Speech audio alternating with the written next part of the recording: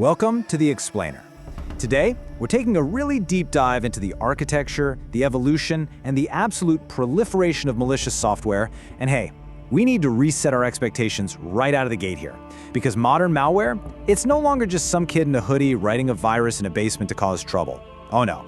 Today, it has evolved into a highly professionalized, literal billion-dollar geopolitical enterprise. But to truly understand the current state of this arms race, we actually have to start with a pretty shocking paradox. Take a look at this number. This comes straight from CrowdStrike's Overwatch data, 81%. That is the staggering percentage of all interactive network intrusions today that do not even use malware. Crazy, right? Which of course immediately brings up the core mystery of the modern cyber landscape. I mean, if these highly sophisticated adversaries aren't actively deploying malicious software when they breach a network, how exactly are they getting in? How are they moving around? Well, the answer is a technique called living off the land, or LOTL. You see, instead of bringing their own custom-compiled code, which, let's face it, security tools would probably catch, attackers are utilizing stolen valid credentials alongside native, highly trusted operating system binaries. We're talking about things like PowerShell or Windows management instrumentation.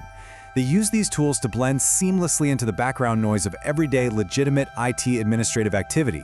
They are literally using our own trusted tools against us. So, to unpack how we got to this point, here's our roadmap for today's explainer. We're going to cover from pranks to polymorphism, the fileless ghost machine, breaking Mac and Linux, Ransomware-as-a-Service, the AI arms race, and finally, state-sponsored cyber warfare. All right, Section 1. From pranks to polymorphism, the roots of the race. Let's rewind the clock just a bit to understand the historical context of how these threats actually evolved. You know, the trajectory of malicious software really mirrors the expansion of computing itself. Over just 20 years, we shifted from academic pranks, like the 1971 creeper worm on the ARPANET, which just displayed benign messages, all the way to physical extortion with the AIDS Trojan in 1989. But the true paradigm shift? That happened in 1992. A hacker known as Dark Avenger released the mutation engine. This introduced polymorphism to the world. Think of it like a digital shapeshifter. It allowed malware to dynamically alter its code signature during every single infection, fundamentally and mathematically breaking early antivirus defenses. Now, that dynamic shift from static code to modular frameworks has actually created a fascinating expert disagreement in the intelligence community today about how we classify these threats. Traditional taxonomy categorizes malware by its end goal, labeling things strictly as spyware or ransomware. But a lot of security teams are now heavily advocating for a behavioral taxonomy, because a single intrusion today might use the exact same delivery framework, whether it drops spyware or ransomware. So defenders argue it's far more crucial to track how the malware actually executes rather than what it's named. It's really about catching the burglar's break-in method, not just looking at what they plan to steal. Which leads us perfectly into Section 2, the fileless ghost machine, visualizing the invisible. Let's look at how attackers learn to completely evade endpoint detection by just avoiding the hard drive entirely. But first, they have to get in. And while exploiting software vulnerabilities still leads globally at 33%, look at that second metric right there, stolen credentials. At 16%, they have completely overtaken traditional email phishing. And what's really interesting about this is that this shift is driven heavily by the underground market for info stealer malware. These info stealers silently harvest active session cookies, which basically lets attackers inject themselves into networks without triggering those annoying multi-factor authentication challenges we all have to deal with. So once they're inside via those credentials, they deploy fileless payloads directly into the system's volatile memory. And this brilliantly illustrates the whole Trojan horse metaphor through a technique called process injection. It's a highly programmatic sequence. Basically, the malware finds a trusted system process, secretly hollows out a block of memory inside it, and injects its own malicious payload byte for byte right into that space. It never writes a permanent file to the hard drive, which makes it an absolute ghost to standard antivirus scans. Okay, Section 3, breaking Mac and Linux, subverting the safest systems.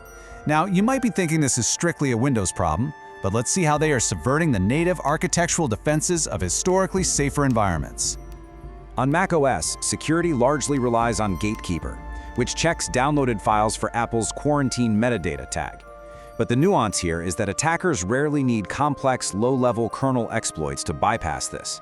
Instead, threat intelligence reveals they just exploit third-party utility misconfigurations. Widely used third-party archiving and unzipping tools frequently fail to correctly propagate Apple's quarantine attribute when they extract files. So if a user unzips a malicious archive with one of these tools, the payload is completely stripped of its quarantine flag. It inherits local trust and just walks right past gatekeepers' security scans. So no complex hacking required. They're just exploiting everyday utility software.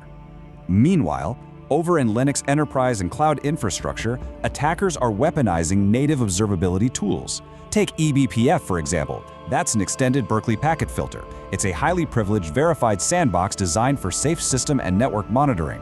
But advanced rootkits are now actively exploiting this safe space. They load malicious programs that silently intercept data passing through the kernel.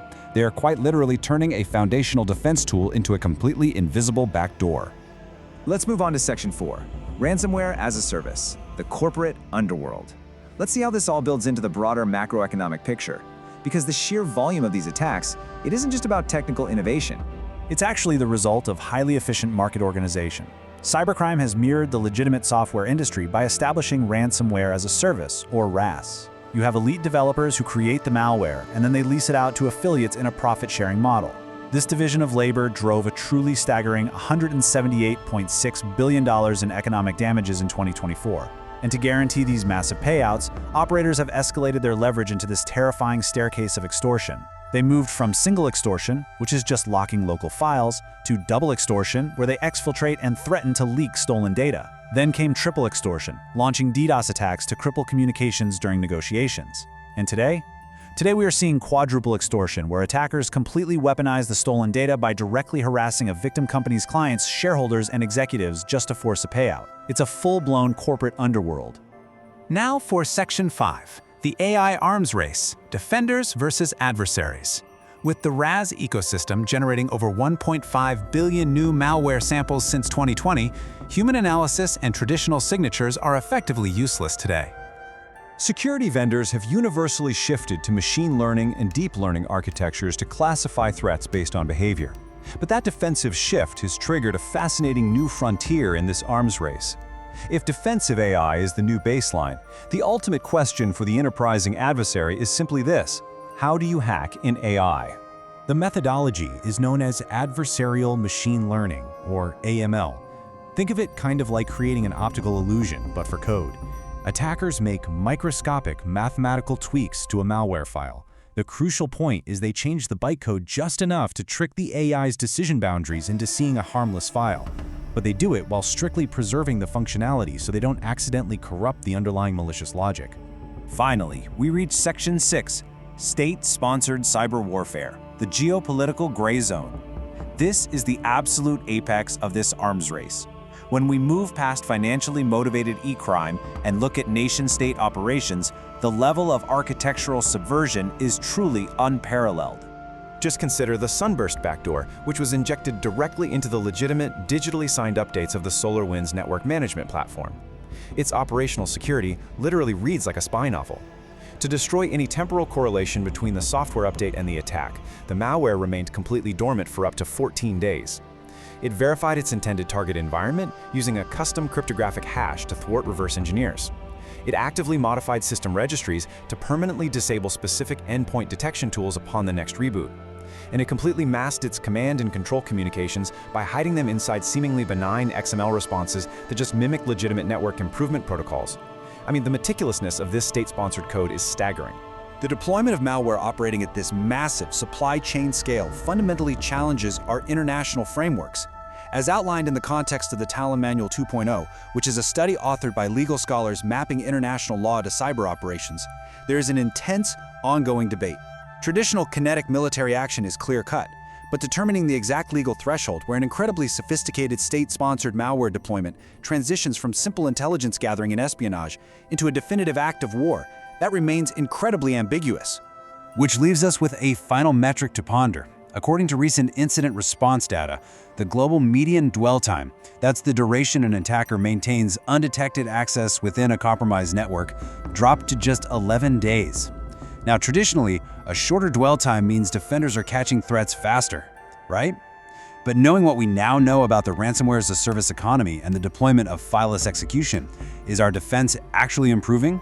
Or are attackers simply accelerating their smash and grab extortion models, locking us out before we even have a chance to react? It's a complex landscape, but understanding these mechanics is the absolutely crucial first step in defending our networks. Thanks for joining me on this explainer.